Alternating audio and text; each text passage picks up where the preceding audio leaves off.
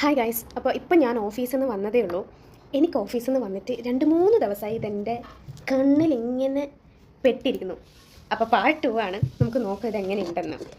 ഞാൻ 2 ദിവസത്തെ തിന്നുകൊണ്ടിരുന്ന് നോക്കി എങ്ങനെയുണ്ട് ഹൈപ്പ് എന്നുള്ളത് നമുക്ക് നോക്കാം. എനിക്കാണെങ്കിൽ കൊതിയായിട്ടും പാടില്ല.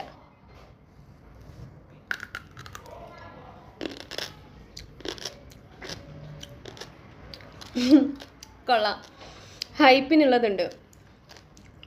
പക്ഷെ ഇച്ചിരി കൂടെ ഉപ്പ് പിടിച്ചില്ലെങ്കിൽ നന്നായിരുന്നേനെ. പക്ഷെ കൊള്ളാം, സാധനം കൊള്ളാം. ഒരു ASMR ആയാലോ.